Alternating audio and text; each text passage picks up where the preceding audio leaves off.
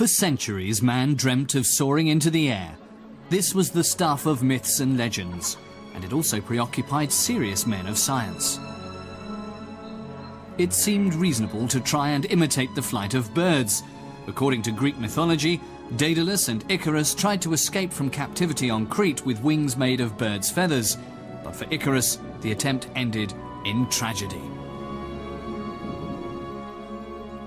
Many centuries were to pass before man was truly able to take to the air.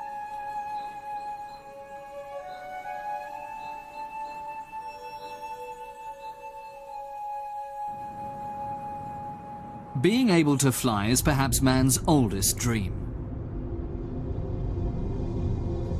The principle of buoyancy was discovered in classical times. Archimedes noted that if a body is less dense than the water in which it is immersed, a force pushes it upwards. If its density is greater than that of the water, the body will sink. If its density is the same as that of the water, it will float.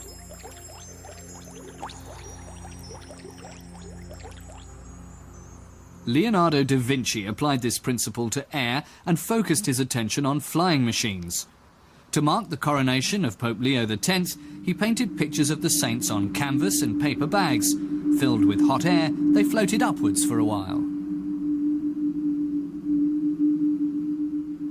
In 1670, Count Lana di Terzi, a Jesuit priest, suspected that spheres from which the air had been evacuated would rise up. He designed a vacuum airship raised on the lighter-than-air principle, but it would never have flown.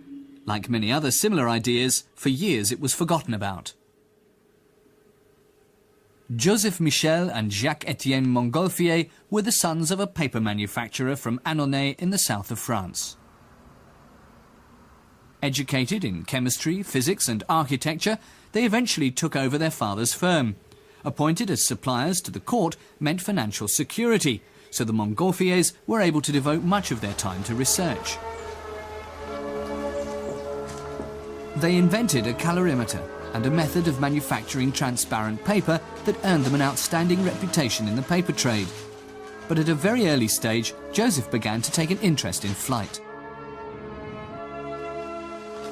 He read of a gas discovered in 1766 by Henry Cavendish that was said to be 14 times lighter than air. Its name, hydrogen. This fired his imagination. Joseph filled small paper spheres with hydrogen and released them. They rose up but sank again after only a few meters, because within seconds the gas escaped through the paper envelope. So Joseph decided to abandon his experiments with hydrogen.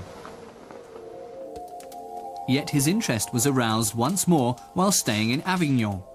A shirt hung out to dry next to the fire, puffed up through the hot air from the flames. Joseph immediately wrote to his brother, Etienne, "Prepare a supply of wax paper and string and you will see the most amazing things." But Joseph didn't understand that it was heat that was making the air expand and rise. He thought the smoke was what he'd long been searching for. What's more, he reckoned the more pungent the smell, the greater the lift the smoke provided. So, for his experiments, he burnt a mixture of damp straw and chopped up wool. We can only imagine the stench.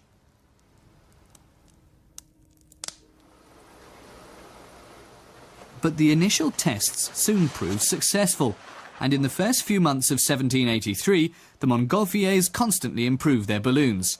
They tried out different types of envelope, increased the volume, and watched their unmanned balloons soar higher and higher, up to 300 meters. Then, in Annonay, the Mongolfier brothers showed the assembled crowds how air, heated by fire, could lift a 33-meter-high balloon more than 1,000 meters into the air and carry it 2 kilometers.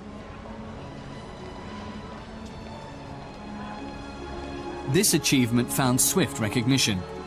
News of it quickly reached the Académie des Sciences, the National Academy of Science in Paris.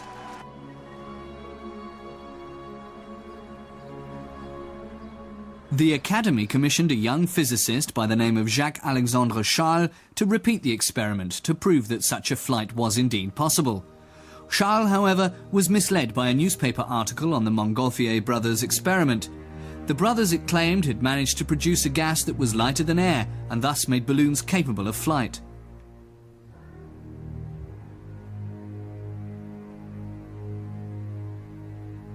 In those days, hydrogen was the only gas known to have such a property, so Charles was certain that this was what the Mongolfiers had used. This misconception set him on a path that led to the development of a totally different kind of balloon. Now a race to conquer the air began. Charles made swift progress thanks to a new method of manufacturing rubber-coated silk. Since the material was less permeable to gas, he'd solved the problem that had forced Joseph Mongolfier to abandon his experiments with hydrogen.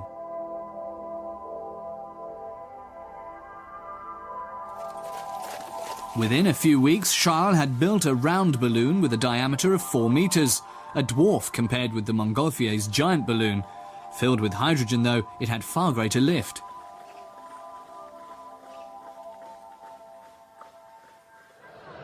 In August 1783, Charles launched his gas balloon on the site where the Eiffel Tower stands today. The spectators quickly lost sight of the balloon, which landed some 25 kilometers outside Paris.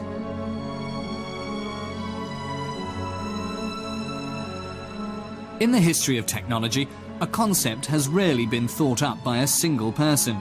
At some stage, the time is ripe for an idea because so much knowledge has been accumulated that the solution to a problem simply presents itself. That's why almost simultaneously in 1783, 2 different types of balloon were designed, which are still named after their inventors. Hot air balloons are called Mongolfier, while gas balloons are referred to as Charlier. But back then, no human being had ever flown in a balloon.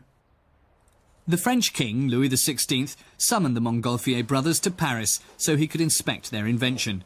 In doing so, he created competition between the 2 systems.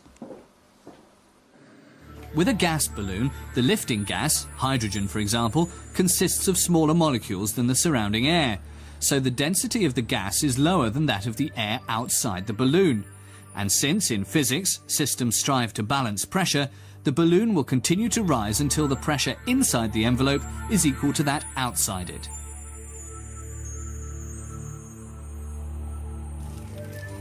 With a hot air balloon, the air is heated up by fire. This gives the individual molecules greater energy, so they move around more quickly. The hot air expands, its density decreases, and the balloon rises. Through their greater experience, on September the 19th, 1783, the Mongolfier brothers were able to decide the balloon contest in their favour. The whole of Paris had gathered in the gardens of Versailles Palace for a memorable occasion. They'd come to see the Mongolfier's balloon soar aloft with a crew on board. Not a human crew, mind you. That was thought too dangerous. So the first creatures to take off in a balloon were a cockerel, a duck, and a sheep. Their flight lasted 8 minutes.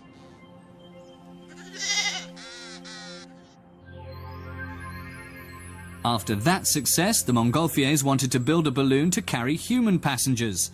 The king insisted they use prisoners awaiting execution who would be pardoned if they survived. But François Pilatre de Rosier, an aristocrat who was the youngest member of the Academy of Science, was indignant at the thought of condemned men reaping the glory of making the first ever manned flight. So he volunteered his services.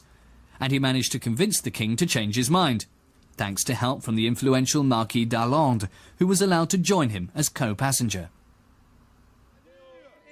Although no official announcement had been made about the flight, on the morning of November the 21st, thousands had gathered on the outskirts of Paris. Hot air from a blazing pit streamed into the balloon, which inflated in all its blue and gold splendour. 22 metres high, it measured almost 15 metres across and had a volume of 2,000 cubic metres. Pilatre de Rosier and the Marquis d'Arlandes took their places on opposite sides of the balloon so as to balance each other out. Helpers then released the tethering ropes. At 1:54 p.m, the balloon soared slowly but majestically into the sky. With a light northwesterly wind blowing, it drifted over the park at Versailles towards the city. A short time later, after the 2 men on board had covered a distance of just over 8 kilometres, they landed gently between 2 windmills in Krullebab.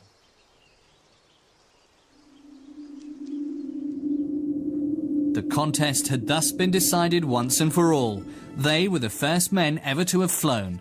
But only 10 days later, Professor Charles followed suit, to the cheers of 300,000 spectators at Versailles.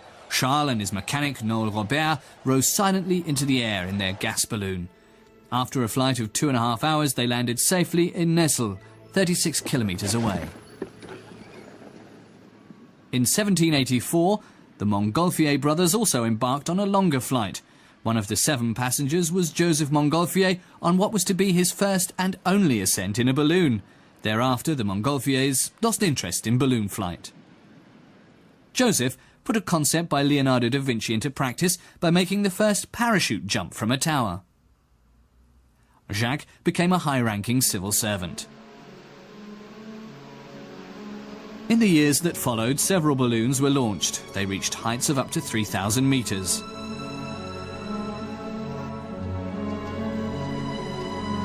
But it wasn't long before the first tragedy occurred.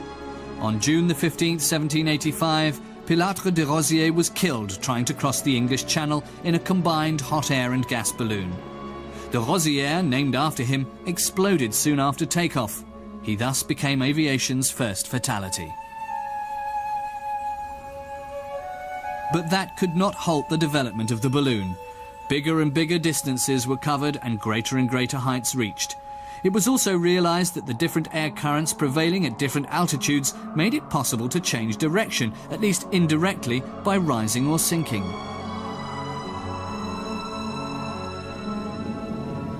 Attempts were also made to design balloons that could be steered by means of sails, rudders, or even with ducks tethered as draft animals. In the early 20th century, motorised zeppelins solved the steering problem. It was at this time that scientists also began to use gas balloons to study the atmosphere.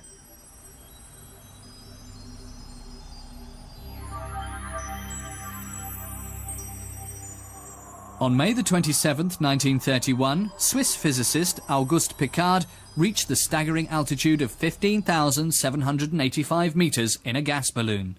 The ascent took him only half an hour. For the first time, man had entered the stratosphere and was able to record important information on the air in various strata. Auguste Piccard's grandnephew Bertrand circumnavigated the globe in a gas balloon.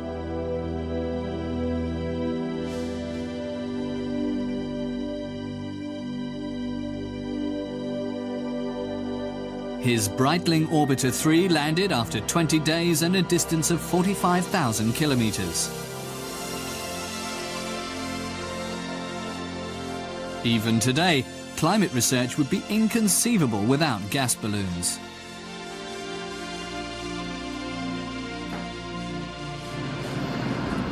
And the story of the hot air balloon isn't yet over, although these days hot air balloons are used mainly for recreational purposes.